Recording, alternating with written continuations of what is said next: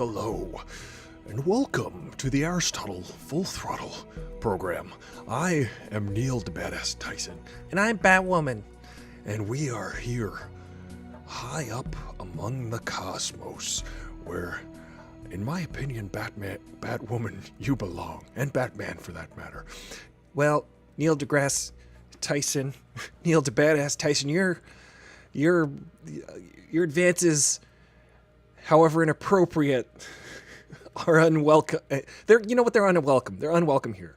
Well, let me just tell you something. Did you know that Jupiter's magnetic field, if it were visible, it would appear bigger than the moon in the sky?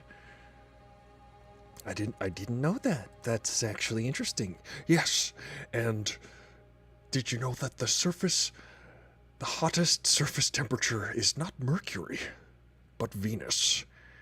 And baby, if you were to ask me, you would have the hottest surface temperature.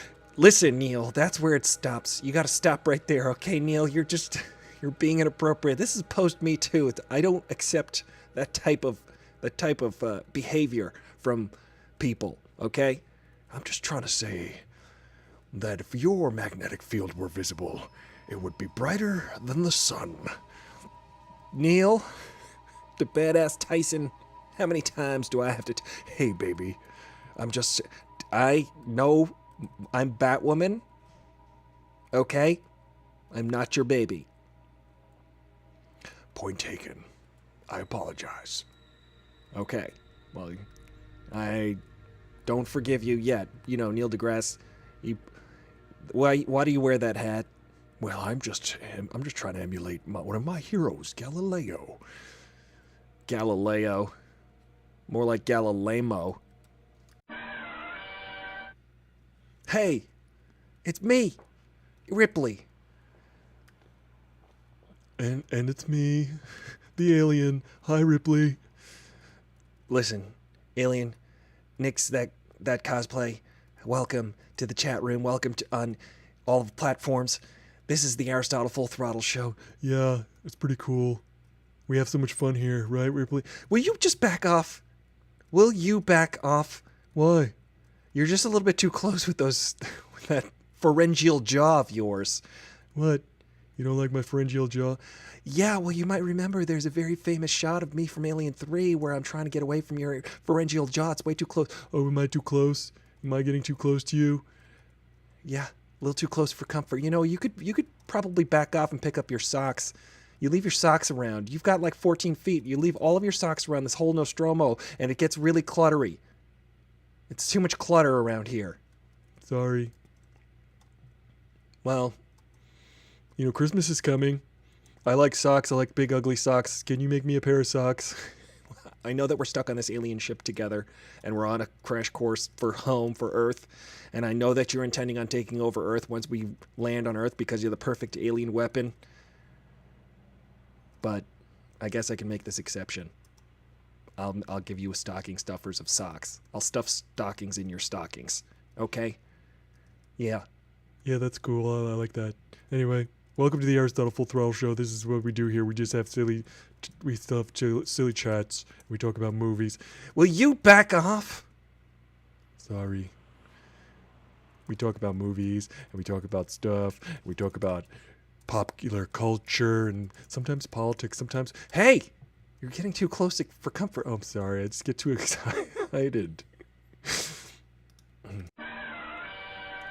Now, hey, if you're watching the show already, I mean, come on, everybody. Happy Monday. Hopefully you had a wonderful weekend. There was some good news over this weekend, and it wasn't that the show was coming back on Monday.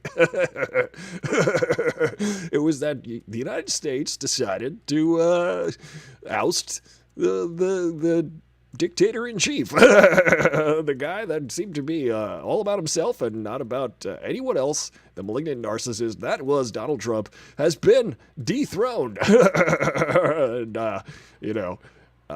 I'd like to see this guy, Aristotle Full Throttle, dethroned. But anyway, I'll introduce you to him. But anyway, this is Aristotle Full Throttle.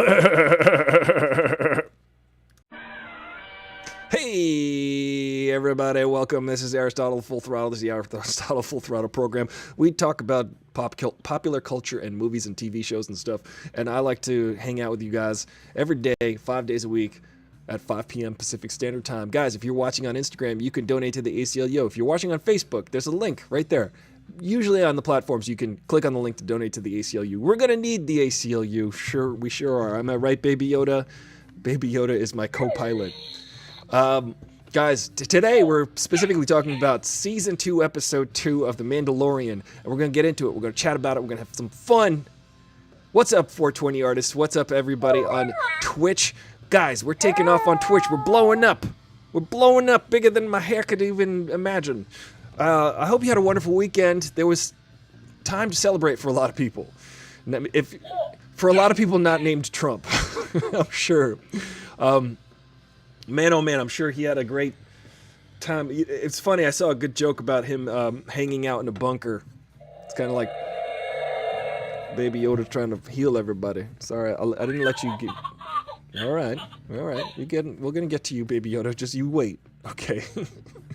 But guys, it was a time to celebrate. We had a lot of fun. Ding dong, the dawn is done. That's what I say. Good golly, there's reason to look forward to the future now. Guess what? Things are going to get boring again. We've got an old guy. What I was saying this whole time is like, how come you got this vice president elected Kamala Harris, who is like the first woman vice president, the first biracial vice president, the first woman of color. She's a lot of firsts, and I think that's really important because there are little kids right now that were watching that. Well, maybe they're not watching it right now, but on Saturday when they gave their victory speeches, they were looking at Kamala Harris standing up there accepting the will of the American people to elect her the vice president of the United States, and they were thinking, oh, I could do that someday too. Because in the United States, which is 244 years old, there has not been one woman elected to that office, and there's been one brown man elected to the office of the presidency. One in the entire 244 years. Now that's exceptional because given the fact that women are half the population, 1/2 of the population, there seems to be things askew there, don't you think? Don't you think that there are things that are unbalanced? Speaking of unbalanced, we are here in this cave of forgotten dreams. I, Werner Herzog, a man who once dreamed he was a pig, or a pig that once dreamed he was a man. A man who once dreamed he was a president, but was always a pig, just got voted out. His name was Trump. He was always a pig, if you ask me. It is true. What is it to be a man? What is it to be a pig? I do not know. I just know what it is to be a pig man in the stomach of a rock biter. Oh man, yeah. This is the rock biter. The classic rock biter. I was just listening to Heart. You guys like Heart? Nancy and Ann Wilson in the band Heart. These dreams, a cave of forgotten dreams. La la la la. Then da da da da. These dreams. I'm singing a song by Heart. The cave of forgotten dreams. You know, there's so many dreams that you can have in America. But for so many young kids who dream they could be the president or vice president, now just for so many young girls, so many young people of color, so many young girls of color saw an example of Kamala Harris in 500 million years. I'm 500 million years old, and I've never seen in the United States a female vice president. That's a long time. It's true. That's what I'm saying. Hey, what's up, everybody? Alls I'm saying is, I love when people say, alls I'm saying. Little kids need an example. They need to show a proof of concept. If you show them that you can be a woman, you could be a person of color, that you could be a man of color, and you could be the president, that's more powerful than anything. It really is. The example. Humans learn from watching you. I learned it from watching you. Hey, Notorious DIT there on Instagram. Guys, we've got so much fun today. Did you guys watch, along with me on Friday, The Mandalorian Season 2, Episode 2? Because we got a watch party. This is what we're going to do from now on. We're going to have a watch party of The Mandalorian on the Discord at around 6:15 on Fridays, which is Pacific Standard Time. If you join me on that watch party on the Discord, we're going to chat along and talk about it while we're watching it. And then on Mondays, the following Monday, we're going to have a review show. Just stopped in to say Season 2 was the worst. Season 2, Episode 2 was the worst, says Notorious DIT. Well, we will have our opinions. Let's gather up our opinions. Do you agree? Do you disagree? We're going to talk about it. There was a lot of homages to lots of things in that episode. I think The Mandalorian has now become the show where you go, at which point will The Mandalorian use his flamethrower? Because he uses his flamethrower in every single episode. And sometimes you're like, yo, use your flamethrower, bro. Sometimes you got to be like, how about that jetpack that you've got on? Why don't you try using your whistling birds? The child is a little jerk. The child just likes some eggs. He liked the eggs. That's what he's got to say about that. The child, he was just like, I don't care if this is the last of your species. I will eat all of your eggs. That I'm referring to, of course, is that frog alien. The frog alien whose she needed to bring her eggs.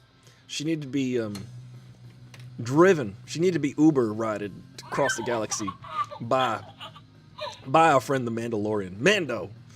Guys, I think, Hey, everybody. Look at that electoral map. It's since filled in. Let's get rid of that electoral map, don't you? Because this happens to be the Carl Weathers Predator Weathers Report featuring the Action Jackson Predator Weathers Forecast and Cardi B. So let's get rid of that map. Thank you. There's the Predator. Cardi B, what do you think about that?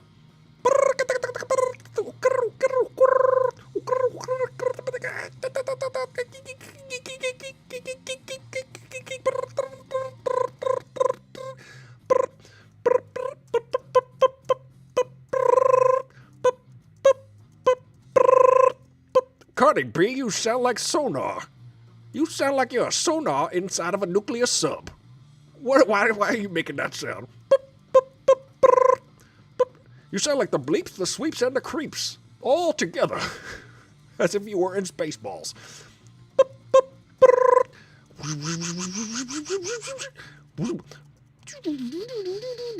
Cardi B, if I was not mistaken, I would mistake you for Michael Winslow. Anyway, let me just say something. It has been revealed that Episode 4 of Season 2 of The Mandalorian was directed by yours truly, none other than me, Carl Weathers, Grief Karga, from The Mandalorian. You guys know me? I was also in Rocky. I was also in Rocky 2. I was also in Rocky 3. I was also in part of Rocky 4 before I got killed. And I also made a flashback appearance in Rocky 5. All as Apollo Creed. And of course I was in Creed 1 and Creed 2 in like flashbacks and in photos. I was also in Predator. Along with Jesse Ventura and Arnold Schwarzenegger, who both went on to become governors of actual states in America. I've not been a governor yet, but I did direct Episode 4 of Season 2 of The Mandalorian. It's going down to 58 degrees. A little partly cloudy, something. Anyway, this has been the Carl Weathers Predator Weathers Report featuring the Action Jackson Predator Weathers Forecast and Cardi B.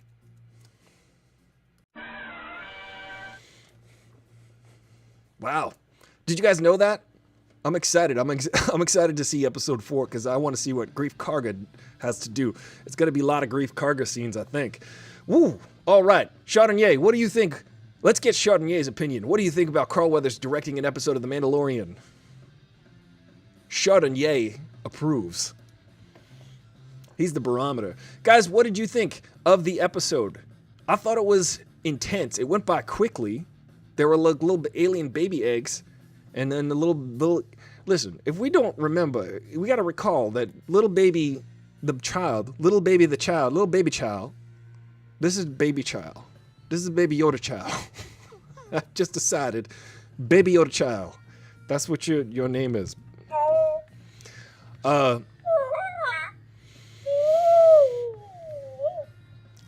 He likes frogs.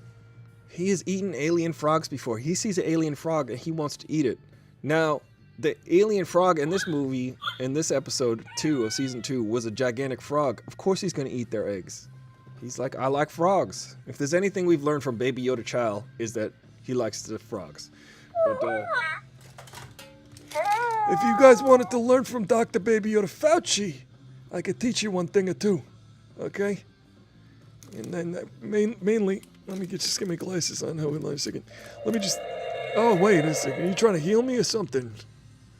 I don't like you, okay? I don't like you. Listen, I'm cuter than him, right? You guys think I'm cuter than him? No? What are you talking about? they don't. You're not a hit. This baby Yoda child is a hit. All right, guys. Wowzer. Biden just appointed all the doctors to his COVID task force. More doctors than every season of Doctor Who. Oh my gosh. Biden. He ain't even Biden his time anymore. Of course, guys, there's reason to celebrate because we're going to get a new administration. We're going to get people who are actually caring about science, who care about public health, who care about the environment. And you might be like, whatever. I don't care about your mushy-gushy liberal feelings, right? But to that I say, go jump in a lake, maybe. Do not wear a safety vest, a flotation device. Just jump in the lake, okay? And hopefully you get the chills. Maybe you even get Giardia. I'm just saying that because, if you don't have, what are the two things you need? Healthcare. Healthcare is, to many, considered a right. I would say that if you live in a society, there's an agreement that you all want to live together and work together toward a mutual harmony, right? So in order to do that, why not take care of the people who live within the society? Again, I'll say this. If you don't care, if you want everybody for themselves, you want social Darwinism, go live in an anarchy. If you want to live in a society, come on now. You got to have an environment in which you can live properly. You don't want to be ending up on Dagobah. Maybe you do. I don't know. Oh, don't. Listen, I understand that Fire Fauci was trending the other day. I took it very personally. But I got to say something. All I am is the messenger. I'm just letting you know the information, okay? Sometimes the senators are grilling me. They're like, do you think it was a good idea to shut down the economy? I'm like, I don't care what you decide to do with this information. But the information is, this virus travels through the air through particles, fomites. And if you want to cut down on that, wear a mask. If you want to slow the spread, stay 6 feet apart or more. Keep your gatherings very low. Stay out. It's safer outdoors. Wash your hands. Wear a mask. Stay outdoors. This is all I have to say. And people are like, do you think it was such a good idea to shut down the economy? I'm like, I don't care what you do. That's your job, okay? You're the government official. I'm just telling you how a thing works. All right? That's how it works. It's true. Dr. Fauci did not sit there and tell people whether it was good or not to do certain things. He left that up to the officials to decide and the government bodies to decide. He just said, hey, let me just tell you how this thing works, okay? You decide what you want to do about that. Oh, boy, oh, boy. Boy, oh, boy, oh, boy, oh, boy. I don't know. I didn't find that episode the worst. I think episode 3, season 1 was the worst of The Mandalorian. I did not like episode 3 of season 1. I can't even remember it. There's a couple of episodes. I think that this episode was interesting because it really did nothing to advance the plot of the show. It was just like, okay, we're going to get stuck on a planet, on a Hothi planet. It reminded me of The Empire Strikes Back in its Hothiness and its series of unfortunate events and its Rathtar / Minox spiders that were trying to eat through the glass. Remember that? How does the Mandalorian fix his Razor Crest ship if it breaks, if it falls? I thought it was definitely fun to watch. I agree with you, Jen the Fierce. I was having fun because I felt like it was in it. Where does he reload the whistling birds? Notorious DIT wants to know. Well, I thought of that too. Maybe he's got an extra pack. Maybe the whistling birds have to hatch.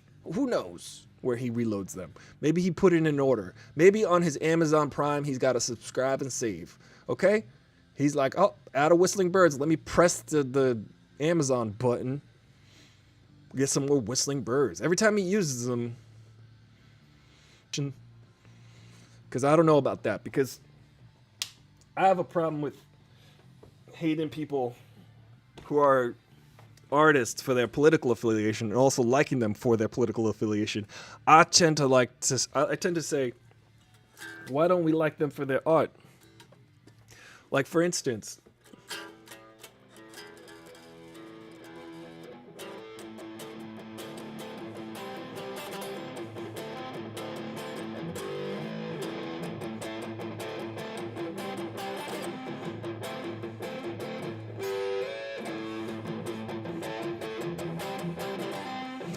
that riff was written by Ted Nugent.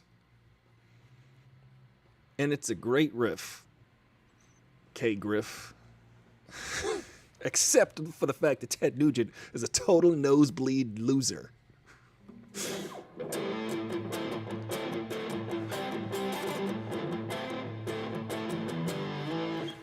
That's a great riff. Nobody could say that it's not, but you can say that Ted Nugent is a low-life idiot. I will say that. He's a jerkweed. But, so Cara Dune, I get it. It's Cara Dune, she's the one. She's the one who's like, I like Trump.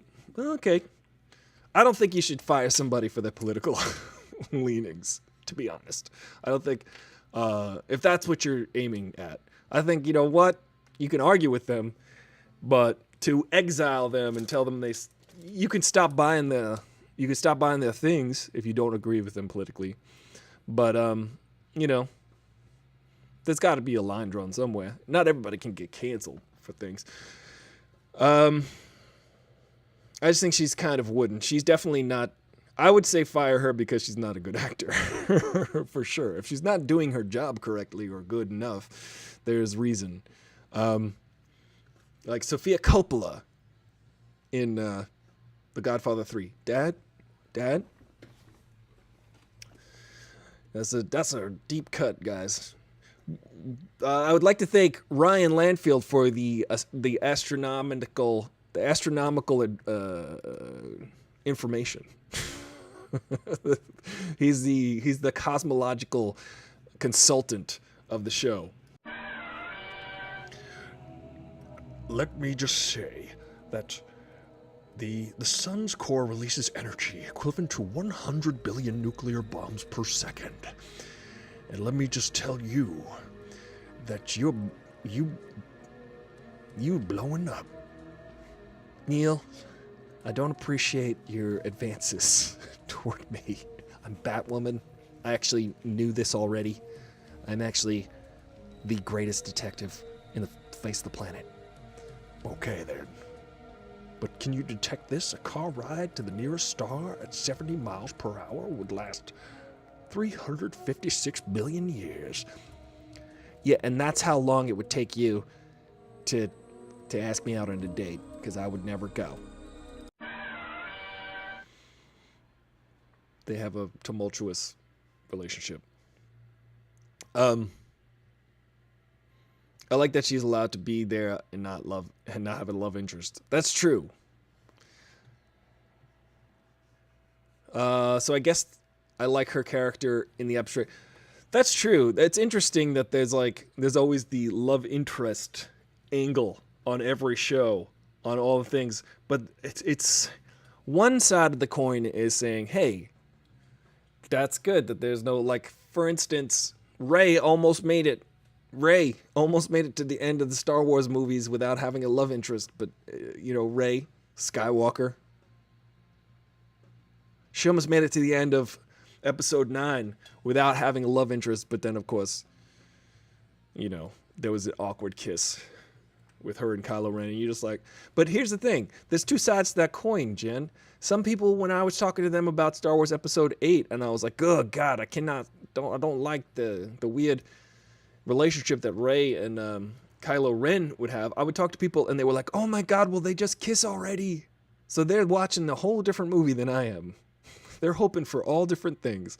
So some people, a lot of times in the audience, are hoping that that they can live out vicariously their fantasies through the characters and have them make out. So, but I agree with you. Not everybody has to have a love interest. It doesn't really matter. Hey, Ripley. What is it? Are we love interest? No, we're just awkward roommates. Oh, you know what this reminds me of? It reminds me of like The Odd Couple. I can't dispute that. It does really remind me of The Odd Couple as well. I mean, we're just an odd couple. It doesn't mean that we're love interests. Yeah.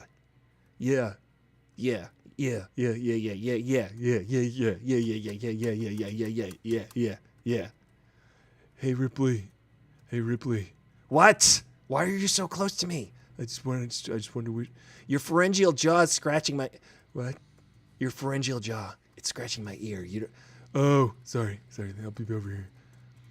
Anyway, hey Ripley. What? You still gonna get me socks for Christmas? Yeah. Where are you gonna get socks? I don't know. I'll just repurpose a t-shirt or something. I'll sew them. Oh, we have a sewing machine? Yeah. Where's the sewing machine? Of course I don't know. We've got a clothing replicator on here or something, right? I don't know. I'm not even human. I'm a stowaway. You picked me up on LV-46. Get away from me, you creep. Oh. Get away from me, you. Hey, Victoria. Vicariously, I live while the Emperor dies. Oh boy, that Emperor. They just brought the Emperor back in Episode 9. They were like, we're out of ideas, guys. Disney was like, oh, we have to come up with new Star Wars movies? After we bought Star Wars, we paid for Star Wars, and then they had to invent new Star Wars ideas. They were not too good at that. And the same argument could be made by The Mandalorian. Okay, Season 2 was a lot of greatest hits again. A lot of greatest hits. X-Wings. Hoth's planet. Alien spiders. Alien spiders. Hey, Ripley. What? Did you see that last episode of Mandalorian? Yeah, we were watching it together the other day. Oh yeah, what'd you think about those alien eggs? I can't lie, I'm not gonna lie. It did remind me of your own brood, your own egg brood that I destroyed. Yeah, I remember that. You totally flamethrowed all my baby eggs. Yeah. Yeah, you burned them up with that very flamethrower that you have right there. Yeah. About that. Yeah, what do you have to say about that? I'm sorry. Alright, that's cool. As long as you get me socks for Christmas, I'm cool with that, okay? I mean, I could always lay 5,000 more eggs, at any point. At any point, I could just lay 1,000,000 more eggs. And at any point, I can burn those eggs. Yeah, there were a lot of eggs. And yet, Kathleen Kennedy doesn't trust women to direct Star Wars. Yeah, guys, by the way, have you noticed that all of the Star Wars movies ever have been directed by, this might surprise you, white dudes? Every single one of the Star Wars movies. Except for, wait, hold on a second, none of them. They're all directed by white dudes. And Kathleen Kennedy, I have a problem with Kathleen Kennedy. I think she fundamentally does not, I mean, this is kind of debatable, but not really. She's an incredible producer. She has her name on some of the greatest movies, or at least the most box office earnings. The highest, the richest, the movies that made the most money, she's got her name on. However, I don't think she fundamentally understood Star Wars when she became dubbed the producer. I think that George Lucas was doing I don't know. George Lucas kind of handed the mantle to Kathleen Kennedy. He said, I will sell you Disney Star Wars if you give Kathleen Kennedy, he said, I will sell you Lucasfilm if if Kathleen Kennedy runs it. But, you know, she doesn't really... She always seemed so super surprised with the fandom, the level of rabid fandom that people showed for the Star Wars property. She just always seemed genuinely surprised. She's like, wow, people really seem to like this. So that to me told me a lot about her understanding of the property, which was not much. Yeah, I almost threw up when he ate the spider egg. Because listen, Baby Yoda. Listen, Baby Yoda child. I don't agree. He'll just eat what he liked, though. Baby Yoda child like what he liked, and he's going to eat those alien eggs. He can't help it. If Baby Yoda eating those eggs is so wrong, he's like, then I don't want to be right. Guys, on Instagram Live, if you want to donate to the ACLU, you could do that. And I would appreciate that. We've raised hundreds of dollars for the ACLU. We've got a good thing going over here at Aristotle Full Throttle. It's 5 days a week, Monday through Friday, 5 p.m. Pacific Standard Time. We talk about popular culture, mostly movies and TV shows and stuff like that, but also culture. We like to be cultured over here. Also, the goal is to be dumb as we can be. Let's get as dumb as we can get. Guys, you might notice there's a new bobblehead, Malin Khan as Ace Ventura, right down here. Ace Ventura, Malin Khan. We've got a brand new one. Clownsy, he came from YouTube. I was on your Underdog stream and decided to join Twitch instead of YouTube. Thank you so much, Clownsy. Can we get a round of applause for Clownsy for coming over to Twitch? Look, he's using the Force. Thank you. We appreciate you. Thank you for coming over. This is fun. Twitch is great. I just recently became an affiliate on Twitch, so keep telling your friends to join and sign up on Twitch because it helps. It helps because, you know, we're in a pandemic and you got to do what you got to do when your skills are playing music and being on TV. Those are my skills. And we're using them. Thank you so much. Twitch is superior. Jen the Fierce agrees.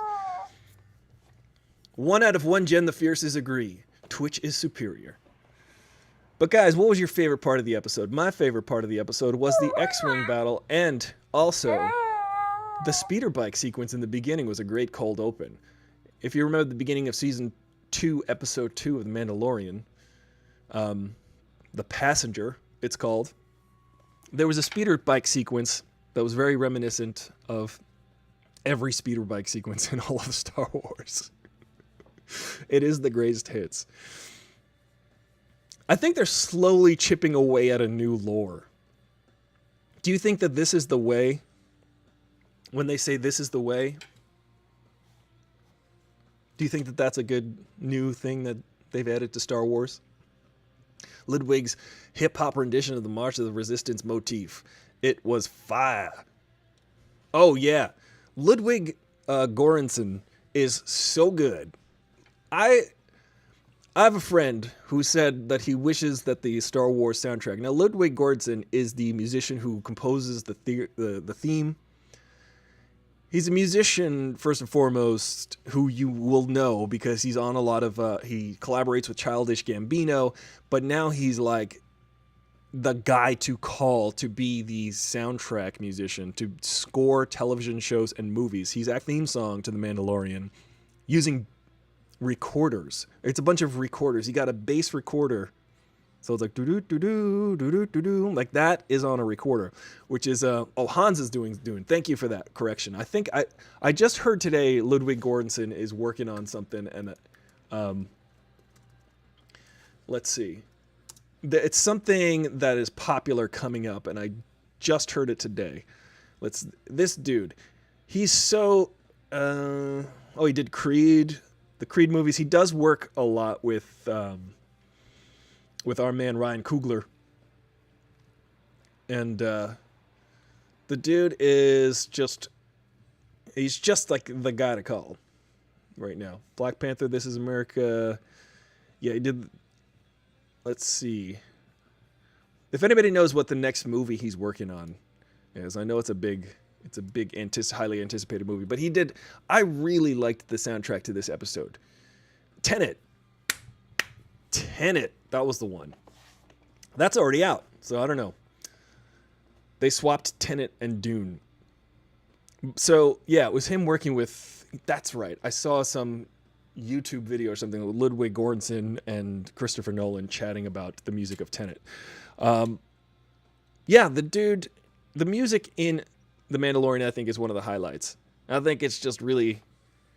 really great, and I actually like that it is not reminiscent of the original Star Wars. A friend of mine was like, we really wish it emulated John Williams' style of composing, and I am very grateful that it doesn't. I'm very grateful that it is its own thing, that it is creating its own world of its own sound and its own brand, its own flavor packet.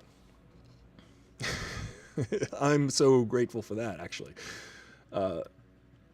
I think that I'm actually really stoked that John Williams got to compose the theme music for all 9 of the Skywalker episodes. I thought that was pretty great.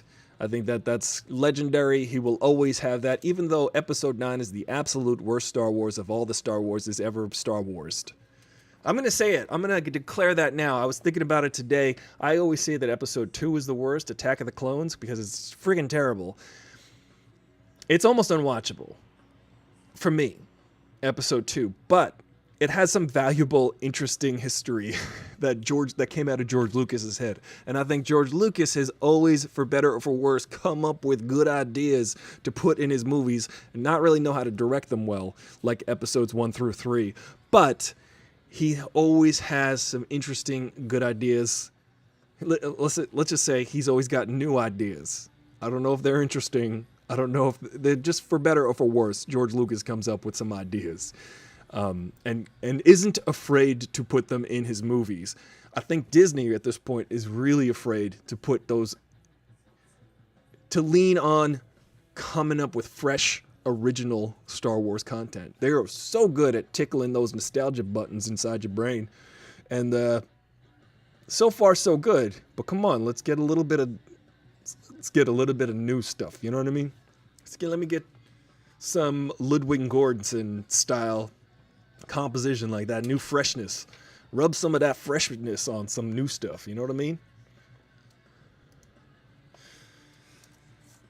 I know exactly what you mean. I am from the 60s. I have cheese nips. Hey guys, you want to buy a shirt?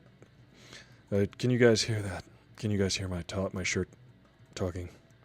Yeah, I think they can hear I think they can hear it, but no one else can. Oh, good.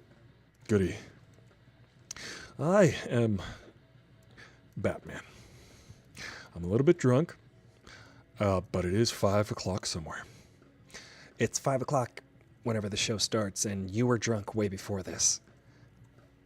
Listen, shirt. Aristotle Full Throttle shirt. Yeah? Can I tell them where they can get a shirt? Yeah. You guys can get a shirt at Teespring. There will be new shirts. I promise.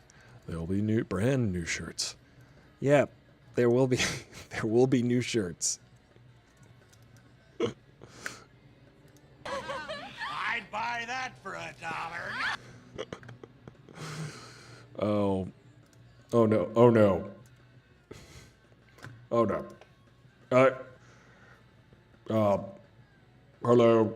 I'm RoboCop. I'm RoboCoptopus. Hello. Sorry, there's some technical difficulties. If ever there's a pause, it's because of there's robo difficulties. Thank you, Jen LaFierce, for putting the link in the stream. You guys can get a t-shirt. There will be new t-shirts with the help of Ange and Jen. We will have new t-shirts. They won't fit me. Do you guys have an extra large with like 6 armholes? Because I have 6 arms. I need a shirt. I'm RoboCoptopus. RoboCoptopus, trademark, copyright, registered 2020, all rights reserved, brought to you by Chris New and Oliver Williams. I could use an extra large with extra holes. Maybe I'll just cut the holes for my arms. I have arms coming out of my back. I'm RoboCoptopus. See, I think the shirt would be great. I think I could wear a shirt. I could wear an Aristotle Full Throttle shirt and be the envy of the entire police department. You know, they really don't need an entire police department because I can do 8 things at once. Somewhere there are 8 crimes happening. I'm part man, part cop, 6 other parts octopus, I think. Some other thing like that.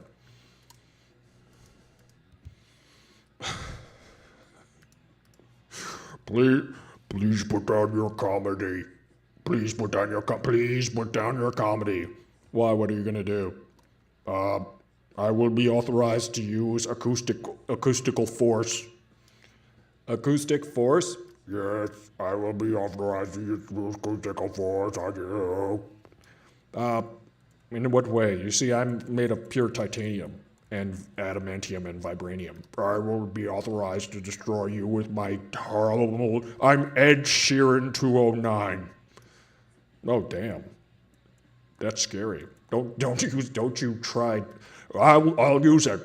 I'll use it. Are you gonna use your terrible music on me? I am not afraid to use my terrible... I'm in love with the say Babu. I'm in love with the say Babu. I'm in love with the... Uh-oh.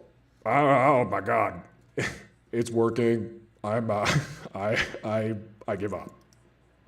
I'm out of here. I'd buy that for $1. Oh my God. Ah! Sorry. What was I talking about? Hans Zimmer. Did you think the episode felt more like Star Wars? Star Trek Land of the Lost. It just felt so much more free of the usual trappings of Star Wars. Yeah, I think they're moving out of the general kind of rehashing the whole thing. That it felt like an adventure. It felt like Indemando Jones. That's what the episode felt like. There were so many bugs. There were so many spiders. It reminded me of an episode. It reminded me of Indiana Jones and the Temple of Doom. It reminded me of Indiana Jones and the Kingdom of the Crystal Skull with all the ants. You even had Dr. Mandible, who was the name of the ant in the episode. I thought that was Indy Mando Jones. That's what I call him. I think it's okay to lean into that. I think that the show is episodic. It's adventurous. I would like to go on random adventures because we have the overarching storyline. Mando got to get the baby child Yoda, baby Yoda child back to his people. Are we going to find out who his people are? Is he a clone? We don't know. But one of the interesting things is they showed us that Boba Fett is still alive. So I think that that's going to be a major part of this episode, this season. We're going to be dealing a lot with how Mando and Boba Fett are different as Mandalorians. Now, do you think that Boba Fett's going to put his armor back on? Do you think that once he takes his armor on, do you think that he's going to... Because the Mandalorian code is to, like, if you take the helmet off, the helmet is off, then you can never put it back on. So random adventures are where it's at. I agree. It's like Kanan Kung Fu. He's going to walk the Earth and the other planets of the galaxy. He's going to walk the galaxy. He's going to be like Kanan Kung Fu, except he will not be replacing Bruce Lee with David Carradine, just because, political reasons. Aren't you out once you take it off? Yes, Jen the Fierce. Now, is Boba Fett an actual real Mandalorian? Because Jango Fett, was he a Mandalorian? He kind of walked out. He walked around with no helmet on, Jango Fett. Exactly. See that? We had the same thought, Ricky Elliott, at the same time. Jango Fett walked around without his helmet on, and he was he a Mandalorian or not? Or was that a new thing that they introduced into the Mandalorian lore? The Mandalorian later. That's the way. When they came up with this is the way for this season, like that's their saying. They're like, this is the way. Maybe there's a committee that are like, what's the way now? Now we can wear our helmets? Do we take our helmets? I don't know. Maybe once after the war, maybe they'll explain something because, The Mandalorian is all about explaining things that were Easter eggs in other shows, which I don't mind entirely. I think it feels integrated with the original Star Wars, and pretty neat. I was saying this last week. I think that Disney and Lucasfilm need to lean into the TV aspect of what they're doing with Star Wars, because the movies were, I don't know. I feel like the movies were an abject failure. The sequel trilogy. I don't think that they knew what the heck they were doing. They might have wanted to enter the TV realm first before tackling the Skywalker saga again. Let's see. I think there were helmetless in Star Wars Rebels as well. Interesting. Guys, do you take the Star Wars Rebels, the Star Wars Clone Wars, do you take that into consideration? Do you take the extended universe, the books, and all of the comic books into consideration when you're watching your Star Wars? Or is the live-action Star Wars where it's at? Is the live-action Star Wars the end-all, be-all to what is canon? Yes. That's my opinion anyway. I think that Star Wars is a unique property.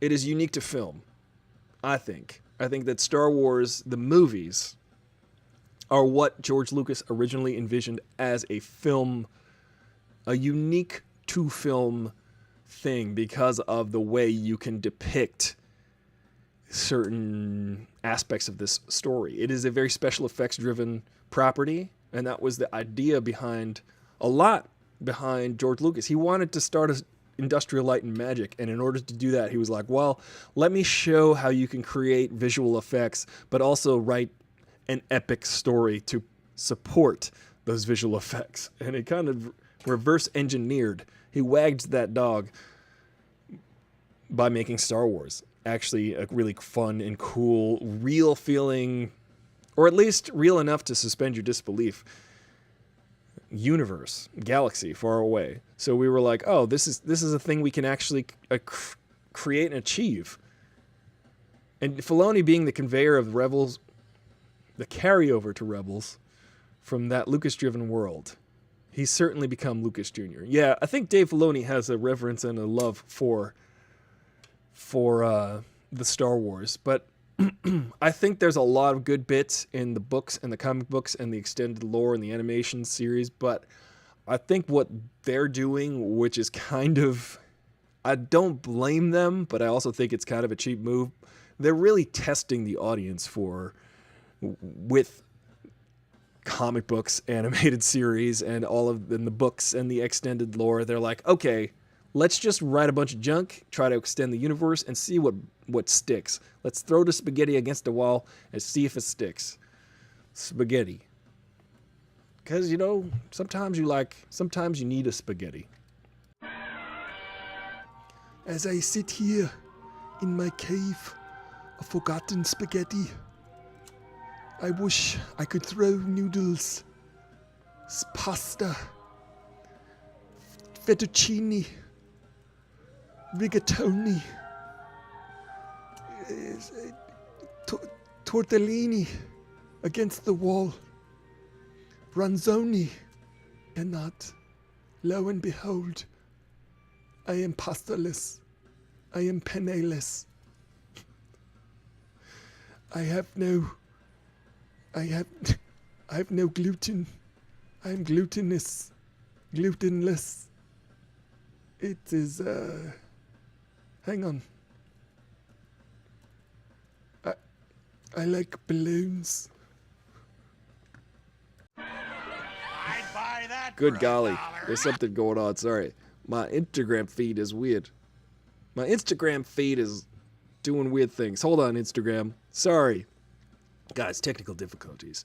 It's like I'm flying the Millennium Falcon over here at Aristotle Full Throttle. I'm constantly banging on things. I'm constantly pulling things out. I'm like, let's get ready to go to jump to light speed, and then everything goes. This show is the Millennium Falcon. That is the best metaphor for this show. Sometimes it works, sometimes it doesn't. But we all love it, don't we? Sure do, maybe. You know, some people might look at this show and be like, what a piece of junk. I certainly watch the show and think that. Me and my super friends were like, what are they doing in that hunk of junk? I'm almost shocked that it can make the jump to light speed. But certainly, hey, hold on a second. Let me just, there's something going on here. I don't think that if you guys could make the jump to 0 speed, you know, I'm Seth Rogen. I'm a comedian. I write comedy movies. I know comedy, and you, sir, are no comedian.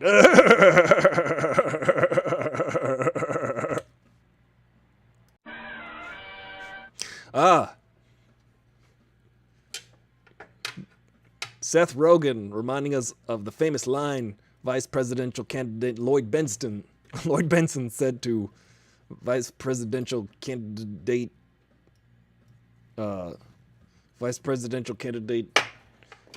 Dan Quayle in 1988. He said, "You, sir, are no Kennedy." I remember that. I don't remember that. I saw only newsreel footage of that. Okay, I brought the Alphabet Squadron, but they haven't been... Did you guys like the New Republic X-Wings? Do you think that the X-Wing Squadron... Do you find it disheartening that they work for the New Republic now? Now, the X-Wings in Star Wars were rebels. But once the fall of the Empire occurred, I liked that in episode 1 of season 2, they showed the aftermath of the fall of the Empire and the Emperor and the destruction of the Death Star, the second Death Star, that is. I liked seeing that because what does power like? It likes a vacuum. So there's a power vacuum. I wished that the sequel trilogy of Star Wars explored the power vacuum of the Star Wars universe, which this is what we get. We get that Old West power vacuum in The Mandalorian because you can't just reestablish a universe. I never liked the idea that Star Wars ever was not in chaos. I love the idea that we just are thrown into the middle of a world of chaos constantly. I don't like the idea of the prequel trilogy showing that everything was in order and there was a galactic senate and there was all of the ships were shiny and new and all of the cities were perfectly in perfect condition. I like that Star Wars is a transient era. Everything looks like it's been lived in. The ships look like they were pieced together from junk. Everything is jury-rigged to work in the Star Wars world. Never works seamlessly, and that's true to life. All technology is just think of this. Every piece of technology that you have right now, like every computer device, every electronic device that you are using today, 10, 15 years ago, you were not using that. You had a totally different thing. Everything is in transition. There's never a realized piece of technology. A piece of technology is just, it's a promise. It's like my show. I can hope that things work. I can hope that the internet works. I can hope that, but there are so many extenuating factors when that will make your technology fail you every time, like the Millennium Falcon. This show is the Millennium Falcon. Oh boy. Ah, Ludwig Göransson, man. I like classic rock. I'm the classic rock biter. And I sure do like that kind of thing. Peace should not exist in Star Wars. Yeah, because then what is it called? Star Pieces? You know what I mean? Like, why would Star Wars be Star Pieces? Star Piece. Bah, boo, that's boring.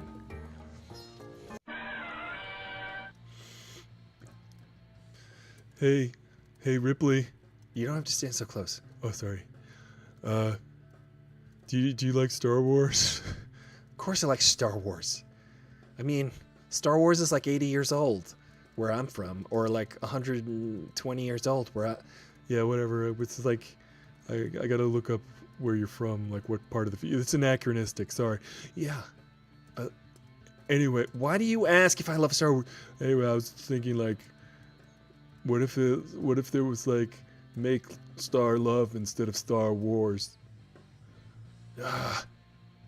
Did you know that I was originally in a movie called Star Beast? It was a movie called Star Beast, was the original idea for the movie Alien.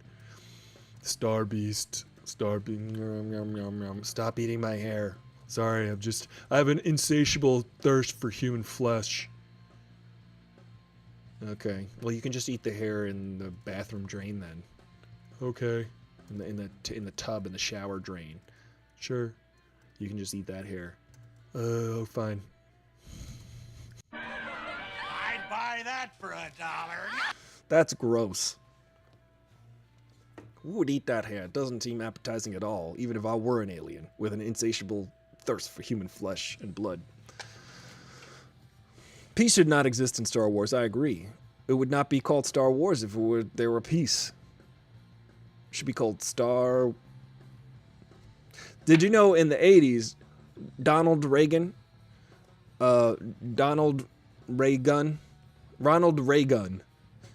he said that he wanted to call his missile defense program the Star Wars program because it was going to be like space laser shooting missiles out of the sky. He wanted to call it the Star Wars program.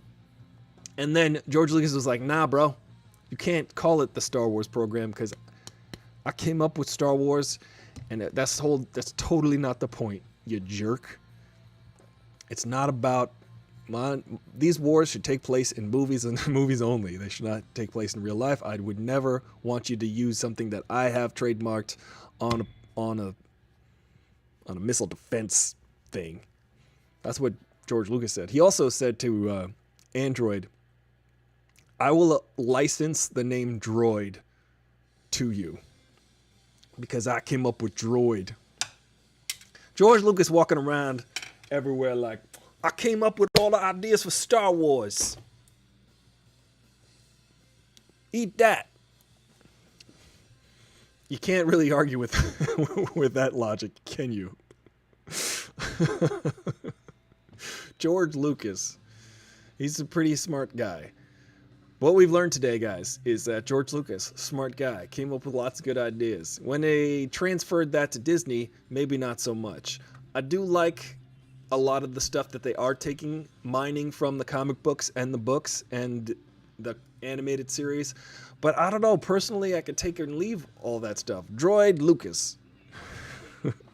I personally can take and or leave the stuff that that they have in the books of the Star Wars things. I just don't really feel like the medium lends itself to live action the best because it's got that old, gritty, dirty, old West real feeling. Like part of the thing that makes Star Wars so great, what makes it unique, is that it's a tangible world. One that you can look at and say, oh, those things exist in real life. And I can see that with my own two eyes. I think there's something gets taken away. This is just my opinion, obviously. Everybody can have their own version of Star Wars that they like. But for me, I feel like they're taking away that reality, that realistic representation when it's in a text, when it's in a drawing, when it's in a cartoon form. I think it kind of defeats the perfect the purpose of having an imperfect, broken, realistic world. And that's just me. That's just me. Because intrinsically in animation and stuff like that, you've always been able to just draw anything you wanted and have anything you wanted. But the stories are what matter most. I agree. And it's interesting that these new characters are being introduced. Like Cobb Vanth was introduced in season 2, episode 1. I think that these characters are got an itch. They're worth exploring, and that's what we're doing. The books, no shade to their authors, are hot trash compactor garbage. Hot trash. Yes, I think there's something to that. Does it have like a one-eyeballed Periscope alien that's gonna eat you in that trash compactor? Into the chute, flyboy. But they are definitely stronger than the films aimed at kids. Yeah. I don't know. I like that Star Wars is accessible, yet I don't like that when it's deliberately just, okay, this is for kids and we're going to put the kid gloves on for it. Because I think kids can handle topics and subject matter more so than we give them credit for. I mean, if you look at all of Hans Christian Andersen's stories, the original stories, they're kids' tales, but they tell stories of, that are pretty gruesome. Kids can take it. They can take the moral lesson. They can realize that the world is a harsh place, especially when it's in a galaxy far, far away. But we wouldn't have Ashoka without them. Yeah, I mean, you're going to have... Hopefully they start mining the Ewok Adventure and Battle for Endor into the new... And hopefully they can do the Star Wars holiday special. Hollywood holiday special. Guys, if you want to watch a live commentary of the Star Wars holiday special, it's on my channel. It's going to come up again this holiday season. And me and my friend Oliver, we do a live commentary on that movie. So on that TV show special, you can watch that special along with us on my channel. I think one of my things got a hit, but I did show you the actual holiday special, or you can sync it up and watch the holiday special with us. It is a fun time. It's glorious. It's hilarious. Every Friday, we're going to watch the Mando together at 6:15 p.m. on the Pacific Standard Time. We're going to talk about Mando on Mondays. Aristotle Full Throttle's 5 days a week, Monday through Friday, 5 p.m. Pacific Standard Time. Just like and share the video. I really appreciate Clownsy and the Ricky Elliott for coming over and being newfound throttlers, and Jen the Fierce and Kay. It means everything. It's heartwarming. I appreciate your participation and your geekery and your nerdy habits of watching shows like this. Maybe I'll watch The Bachelor. Maybe I'll watch The Bachelorette. You might have to twist my arm, though. Maybe I'll end up watching one episode and I'll talk about it. But I will try not to pull out all my hair. You might see a bald Aristotle Full Throttle if I try to watch one of those shows. Well, what did we learn today? Yes, this is the way. This is the way. Yeah, man, this is the way. That's the way, this is the way. I'm the classic rock biter, and Keenan Wells. I'm me on Twitter. You on both platforms, man. That's some crazy stuff. That's the promise of technology. That's the way. Keenan, like, I'm in every type of platform. I'm in every medium. I'm like the Star Wars novels. YouTube is like the Star Wars comic books. And Twitch is like the Star Wars TV shows and movies. That's where it's at. Guys, you're wonderful. Overall verdict. Overall verdict of this episode of The Mandalorian. I think it was okay. It went fast. It was fun. It was gross. It had some really cool stuff. But it was really like one long scene, one long sequence. It didn't really... People don't seem to like Amy Sedaris. I liked Amy Sedaris. I think she's funny. She does kind of look like Ripley. What do you mean that she looks like me? Well, I think he's saying that she looks like you in the first... Back off. She looks like you in the first Alien movie with your curly hair and your jumpsuit. Oh, yeah, but I got a haircut for Aliens, remember? I got a shorter haircut. It's 57 years I was in stasis. And then I decided to get a haircut and a first name. I have no first name in the first Alien movie. I have no first name. It's just Ripley. Yeah, but you do write Ellen on your underwear. What are you doing in my underwear drawer?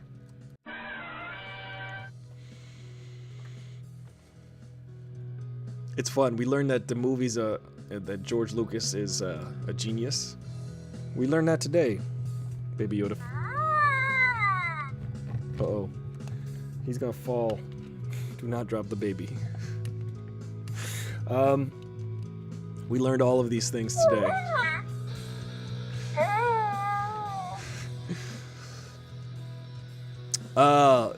It's really trippy switching from YouTube to Twitch really fast.